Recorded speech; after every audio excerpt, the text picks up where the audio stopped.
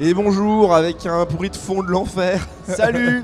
Bonjour, je suis avec Magoyonde. On est de retour à la TGS Toulouse. Et du coup, avec une petite interview de Magoyonde. Et bah bonjour à vous. Salut. Merci de nous recevoir. Vous allez bien ou Ouais, c'est sport. Ah ouais, c'est un peu ouais. sport. Bah là, il y a beaucoup de monde, oui, quand même. Ouais, carrément. Alors juste avant de commencer, est-ce que vous pouvez décrire un peu qui vous êtes, ce que fait le groupe? On a un groupe de métal et on se spécialise dans tout ce qui est fin du monde, zombies, monstres, créatures, pop culture. Et on chante des chansons en français et dans un univers qui est très très cinématographique. Chaque chanson chez nous, ça raconte une histoire, ça décrit un univers ou un personnage. Et on essaye que tout soit cohérent dans un très grand univers post-apocalyptique. Bonjour messieurs les revenants, remplacez donc vos bras manquants de l'humour irré très pesant. Alors c'était sympa, je vous comprends. Vous avez un lore en fait dans le groupe, quoi. Exactement. Et justement, alors quand on parle de lore, moi j'imagine fatalement d'autres formats que la musique. Est-ce que c'est quelque chose qui vous conviendrait à un moment donné où vous travaillez dessus? Alors, c'est vrai qu'au-delà de la musique, on l'explore déjà avec la réal des clips, qu'on fait aussi nous-mêmes, et tous les goodies qu'on va proposer en dehors qui vont accompagner les musiques. D'accord, ok. Complètement. C'est un univers étendu, c'est multimédia, quoi. Après, on a des projets, même dans notre tête depuis 10 ans, où on se dit qu'on aimerait bien faire de la bande dessinée ou autre chose, mais on est un groupe de musique avant Oui, tout. bien sûr. Donc, Ouais, mais voilà. une fois qu'on a un lore, une fois qu'on essaye de Ah oui. développer quelque chose, on peut être limité aussi par le format. À un moment donné, et se dire, Ouais. bah vas-y, on tente autre chose. Enfin, c'est pas qu'on tente autre chose, mais on peut l'étendre à la BD, par Oui, exemple. on ou, adorerait faire ça. C'est vrai que là, on n'a pas encore les moyens techniques de le faire, je pense. Mais on y pense depuis le début. Bah oui, début, ouais, mais- clairement. J'ai vu sur votre page Wikipédia. Alors, à Wikipédia, je pense que là-dessus, il n'y a pas trop de problèmes en termes de références, de sources. Faut voir hein, qui tient la page. Oui, alors je vais voir qui tient la tâche. Mais j'ai vu que c'était plutôt alors du métal symphonique. Est-ce que c'est une vraie... Parce que du coup, c'est vraiment un peu différent du métal, du hard rock ou du métal rock, quoi. Qu'est-ce que ça apporte pour vous de faire du métal symphonique? Je suppose du coup avec soit des cordes, soit un orchestre de chambre ou une connerie comme ça, ou même la totale, quoi. Alors c'est vrai qu'on va pas avoir une identité de métal symphonique comme peut l'être un Sonata Arctica par exemple ou ce genre de groupe.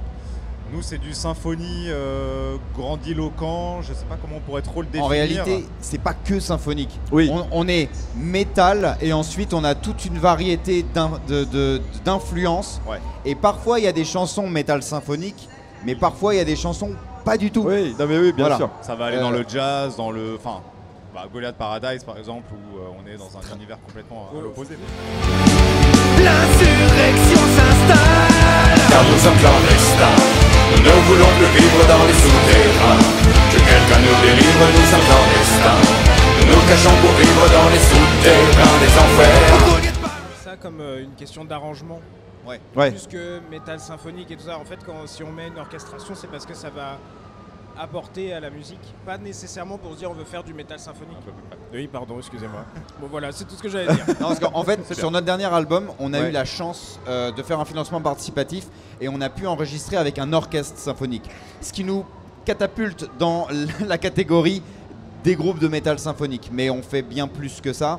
Et depuis le début du groupe, on n'arrive pas à avoir une classification réelle. Donc parfois, on nous demande de choisir des cases. Donc ça rentre dans métal symphonique, dans métal alternatif, dans métal machin. Il y a En eu vrai, c'est cinématographique trop vaste, aussi quoi. pour le côté... ouais. Mais c'est une chance incroyable pour nous d'avoir pu enregistrer avec un vrai chœur symphonique, un vrai orchestre symphonique. C'est quelque chose, déjà pour notre petite échelle, qui est juste folle. Et donc oui, ça... Voilà, c'est chouette. Et parce que alors le groupe il a été créé il y a longtemps. Donc Ouais. vous arrivez à obtenir un peu de communauté. Comment vous faites aussi pour fidéliser aussi à un moment donné la communauté? Comme vous touchez un petit peu à tout dans le métal, c'est peut-être plus compliqué de fidéliser un public, quoi. Oui, alors pour les programmateurs, c'est très compliqué de nous placer sur des plateaux parce qu'on est un peu partout.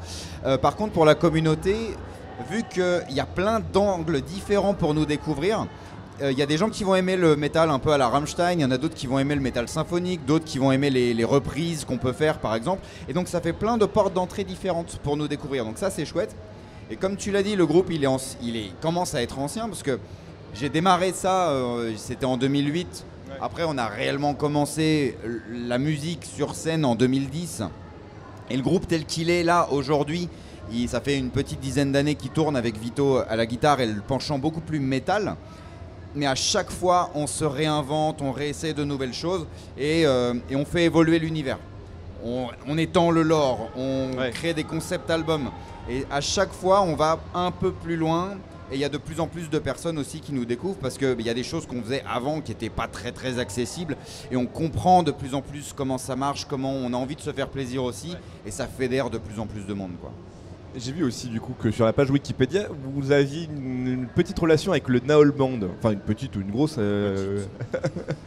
Qu'est-ce que ça vous a apporté le Naol Band? Déjà comment c'est arrivé Alors, moi je suis guitariste et chanteur aussi dans le Naol Band. Ah oui, c'est ça. Mais c'est en écoutant le Naol Band quand j'étais au collège, au lycée, que ça m'a donné envie de faire tout ça. Parce que j'ai fait de la série audio avant, c'est ce qui m'a lancé sur internet. Et de la série audio, j'en suis venu à faire de la musique. Et puis on a étoffé l'univers comme ça. C'est arrivé, pas par hasard, mais c'est en copiant, entre guillemets, en s'inspirant du Naol Band que cette idée est arrivée. Et en 2015, ils m'ont proposé de rejoindre le groupe à la guitare et au chant.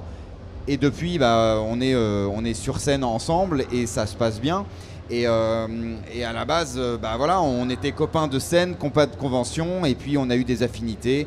Et comme on développe aussi des univers, qu'on a, on a les mêmes références.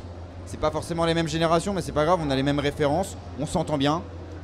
Le fait est que la semaine prochaine, on est au Trianon avec eux. On fait un plateau Necolite Orchestra, Magoyonde et Naol Band. Et voilà, c'est des amitiés qui durent depuis plus d'une dizaine d'années maintenant et c'est super, quoi. Et tu l'as senti comme étant, enfin vous l'avez senti comme étant un peu, pas forcément, si ça peut être un tremplin en fait aussi pour le groupe. Complètement. Ah oui. Alors, non seulement ça nous a lancé parce que c'est ça qui a l'initiative de Magoyonde, mais en plus de ça, ils nous ont permis vraiment beaucoup de choses. Il y a énormément du public du Naol Band qui a découvert Magoyonde parce qu'on avait cette proximité. Et on leur doit beaucoup, beaucoup de choses. Ils nous ont permis aussi de faire des versions métal de certaines chansons assez éponymes, dont Mon ancêtre Gurdil par exemple. Un jour, mon ancêtre Gurdil fut envoyé creuser dans la forêt. Et qui ont aussi fédéré toute cette fanbase qui a découvert Magoyonde via ça. Enfin voilà, il y a plein de portes d'entrée différentes. Comment vous voyez l'avenir du groupe là? Est-ce que vous voulez tenter des nouvelles expériences, tenter des nouveaux styles, tenter des trucs? Est-ce que vous voyez un album qui va révolutionner l'industrie C'est ambitieux. Non, comment vous voyez l'avenir du groupe? Comme disait Julien, on évolue constamment parce que déjà nous on grandit évidemment la musique avec et c'est vrai qu'on s'intéresse pas mal à ce qui se fait autour et on aime bien essayer de nouvelles choses. Donc là, c'est vrai que quand on prend nos débuts avec Pandemia, puis Creepshow, puis Necropolis, on voit qu'il y a eu une pente vraiment ascendante. Là, on a eu la chance de faire l'orchestre symphonique, la chorale, etc. Ouais. On a mis la barre assez haute. Il va falloir la repousser encore plus haut. Et du coup, on a une bonne pression là. Mais il va falloir qu'on essaye des nouvelles choses pour se renouveler et se faire plaisir, comme tu disais. Et continuer à plaire aussi à ceux qui nous suivent déjà. Et pourquoi pas de nouveaux. Enfin, ouais. Là, ça fait 1 an que notre dernier album Necropolis est sorti. Depuis 1 an, on a de plus en plus de gens qui nous suivent, qui nous découvrent, qui adhèrent à ce qu'on fait. Et la suite, elle va prendre un petit peu de temps à arriver parce qu'on a envie, comme tu disais, de faire des choses nouvelles. On n'a pas envie non plus de trop se répéter. Ouais. On a des concepts à développer. Et comme tu parlais de l'or, là vraiment, il y a eu tout un champ des possibles qui s'offre à nous. Et il faut qu'on le fasse intelligemment. Mais il y aura des nouveaux albums. Il y aura. Alors, on va pas révolutionner la musique parce que on est dans une niche tellement précise en fait, en France, tellement particulière que l'industrie musicale en France n'est pas prête pour ce qu'on fait. Même si on adorerait, c'est difficile. Tu vois, ça fait des années mais tu vois, ça fait des années qu'on existe, on est toujours là, on persiste parce que le public nous suit aussi. Ouais. Mais bon, l'industrie musicale, elle regarde ailleurs, elle regarde sur le rap, elle regarde sur pas les musiques rock, et ça revient progressivement. Et on chante en français, on se met un petit peu des difficultés, mais c'est pas grave. les gens sont là et le simple fait de voir de plus en plus de monde sur nos réseaux, à nos concerts et tout ça, ça nous encourage vraiment à continuer. Bah bien sûr, et puis en fait oui finalement le rap est hyper présent en France, mais pour moi le métal n'est pas si loin que ça. Alors il est peut-être moins représenté, mais il y a un vrai public de métal, de gens qui apprécient le métal. Il est présent, mais à la différence que les groupes français chantent en anglais majoritairement, et d'où cette case à part où on essaye de faire perdurer notre langue aussi, parce que c'est assez riche à explorer. Ouais. Et ça nous convient très bien, en tout cas avec ce qu'on fait. On raconte des histoires, mais on ne s'interdit pas forcément de chanter éventuellement en anglais ou de faire des featuring, tout simplement si c'est logique dans l'univers qu'on développe. Et donc ça ouvre des champs des possibles aussi. Et en fait ça me fait penser votre concept un petit peu Stupéflip. Surtout l'album Stupéflip Invasion, justement, où tu as tout un univers, tout plein de genres, tout plein de trucs donc ça se rapproche. Et Stupéflip Invasion, et même le groupe Stupéflip a plutôt bien marché. Et non, mais donc du coup, en soi, ça serait quelque chose qui serait totalement possible, quoi. C'est ça que je veux dire. Oui. L'avantage d'être indépendant, c'est qu'on peut tout se permettre. Et vraiment, jusqu'à maintenant, on s'est permis tout ce qu'on pouvait. Donc ça va pas changer, hein. Même si on a signé avec un label de distribution ou autre, on reste vraiment maître de tout ce qu'on fait, donc voilà. Oui, c'est tout bénef, quoi. Tu faisais aussi de la série audio, je sais pas si vous aussi vous faisiez un peu ça. Est-ce que ça peut être aussi quelque chose qui pourrait t'intéresser juste pour le kiff, pour le lol, de faire des séries audio, de continuer à faire des séries audio, pas forcément dans l'univers du groupe, mais parce que ça marche encore bien. Oui, alors c'était un des points du dernier crowdfunding de Necropolis. J'avais annoncé qu'on ferait potentiellement une série audio dans l'univers du groupe, parce que moi c'est vraiment quelque chose que j'adore, mais c'est des questions de temps qui vont être très importantes, parce que la série audio ça rapporte rien, hein, c'est vraiment que du plaisir. Mais le groupe nous prend beaucoup de temps parce qu'il se développe beaucoup. Et en fait, il faut choisir les projets. Donc on a tout misé sur le groupe, on a tout misé sur le développement, les clips, les gens aussi. Donc, mais oui, la série audio, moi j'adore ça et c'est ce qui m'a fait rentrer dans cet univers. Et un jour j'y reviendrai et ce sera que du bonheur. Est-ce que c'est compliqué pour un groupe comme ça, même si c'est un groupe qui est ancien mais qui est pas forcément le plus représenté, est-ce que c'est compliqué d'avoir par exemple un accès à la possibilité de pouvoir faire des concerts? Alors, on travaille avec Atalante depuis pas très longtemps, Atalante qui est là, qu'on salue, et qui est une des premières personnes à s'être présentée à nous pour nous représenter en termes de booking. Ça fait des années qu'on existe, plus de 10 ans. On a tenté beaucoup de choses. C'est difficile parce que le milieu en France est, on va pas dire bouché, mais presque. Il y a énormément de groupes, il y a énormément de demandes. Les places sont chères en festival. Donc on essaye de se démarquer avec ce qu'on peut. Et on a la chance quand même d'être dans les conventions, parce qu'on a un public qui est quand même extrêmement geek et qui se reconnaît dans les univers de la pop culture qu'on défend. Et ça nous permet de jouer, ça nous permet d'attirer de nouveaux publics et tout ça. Mais pour toute la sphère professionnelle des festivals et autres, on est un peu des ovnis. On joue devant des centaines de personnes en convention. On a des tas de gens qui nous... Les gens achètent le merch, ils sont là, ils nous représentent, ils sont au taquet. Et ils nous regardent comme ça en disant mais qui c'est ces mecs là, voilà. Et c'est très drôle du coup parce que on sonne moderne en termes de prod, on a un son qui est quand même hyper chiadé, on sort pas d'un garage et voilà, et on a l'air plus pro qu'on est en réalité parce qu'on est encore en développement. Donc voilà, c'est hyper chelou et je pense que du coup on doit être un peu dans une case à part et donc difficilement représenté. Oui, mais c'est pas grave, on se bat pour ça. Et on est patient. Non mais c'est sûr, c'est obligé au bout d'un moment. Et on a la passion aussi. Et voilà, à un moment donné, le but c'est le plaisir aussi, quoi. Oui. Est-ce que vous êtes aussi intéressé par les nouvelles technologies de son, comme par exemple le Dolby Atmos en musique, ou les qualités high-res? Est-ce que c'est vraiment des labels qui vous est important pour vous? On se tourne vers Vito parce qu'il est dans l'audiovisuel. Voilà. Il aurait fallu Aspic pour répondre à mais ça, oui, je pense. Vrai. Mais il n'est pas là aujourd'hui. En soi, notre bassiste aussi est un petit peu dans le son et tout ça. Alors ça nous intéresse toujours, évidemment. On a exploré un petit peu ces choses-là parce qu'on a fait une diffusion de Necropolis dans un cinéma. C'était chouette. On découvre aussi le mixage 5.1, comment ça se passe, tout ça, et qu'on peut aller très loin. c'est loin pour nous, puisqu'on fait quand même de la musique. Voilà, mais c'est vrai qu'il y a des nouveaux mixages en 4D. Oui, voilà. Enfin, je sais plus comment on appelle ça. Mais En 360. 360. Il faut que Ah, les mais gens aient je- le support pour écouter. Ouais. En fait. Oui, il faut avoir le support. Mais en fait, petit à petit, ça commence à arriver, que ce soit pour les casques ou que ce soit pour l'ampli du futur, quoi.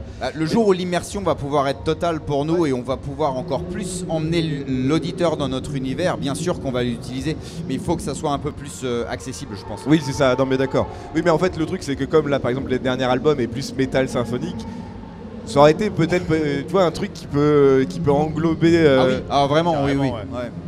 Oui, que les gens se sentent au milieu de l'orchestre Ouais. avec tout qui joue autour. Oui, alors éventuellement ça, ce serait incroyable.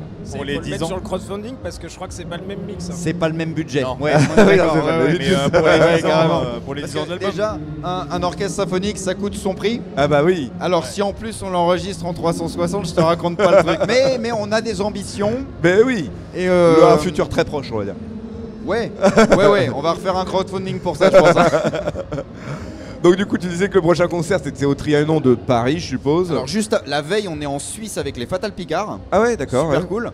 On joue à Montaix pour la première fois en Suisse, donc ça nous fait vraiment plaisir. Et le lendemain, on revient à Paris pour le Rock My Geek Festival, Ok. organisé par les Toulousains du Neko Light Orchestra, Blue Neko, et on est en effet au Trianon avec le Null Band, Magoyonde et le Neko pour une super soirée. Et après on arrête parce que c'est Noël et tout ça, Oui, et on oui. reprendra plus tard les conventions et les concerts en 2024. Ok. Et votre album, il est disponible partout ou c'est uniquement Ouais. sur le site? Alors, Necropolis, techniquement oui, on peut le commander à la Fnac, sur Amazon, un petit peu partout parce qu'il est distribué. Souvent, il faut le commander. Ouais. Sinon, tout est disponible sur notre boutique en ligne, Ouais. magoyonde.com /boutique. Voilà. Et il est sur les plateformes aussi. Toutes les plateformes. Spotify, Deezer, YouTube, Spotify, ouais. la totale. On Et est bah partout. super. Et bah merci beaucoup en tout cas de Merci, nous avoir merci parlé à de toi, votre groupe merci. et tout, c'était super cool. Merci beaucoup. Et en vrai ça m'intrigue. Alors le métal c'est pas tellement mon style que j'écoute, mais je suis intrigué. Il y a plein de gens qui nous disent ça. Ils nous disent j'écoute pas de métal, mais je vous écoute vous. Et c'est probablement un des non, mais tu des vois. retours les plus cool qu'on peut nous faire. Mais si, Non, c'est- j'aime pas le métal, mais vous ça passe. Mais Mais- vous écoutez du métal du coup. Bah ouais, et oui. Non mais tu vois, c'est pour ça que je parlais aussi de Stupéflip parce que le Stupéflip c'est plutôt Ah, pop il y a des rap, influences quoi. métal Ouais. quand même. Il y a des trucs. Ouais, hein. mais en fait c'est un Ouais, mélange. ouais. Oui, mais en fait vu de l'extérieur, je me dis oh qu'est-ce que c'est que cet enfer. Et puis finalement, j'ai trouvé l'album de Stupéflip, je vous dis plutôt Stupéflip Invasion, qui m'a vraiment marqué comme étant exceptionnel.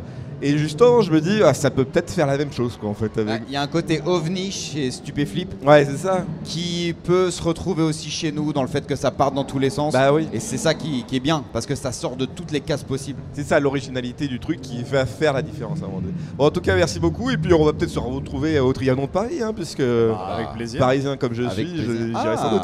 Ah, bah écoute, On en avec reparle, plaisir, alors. carrément. Super, bah, On merci. s'accueillera avec plaisir.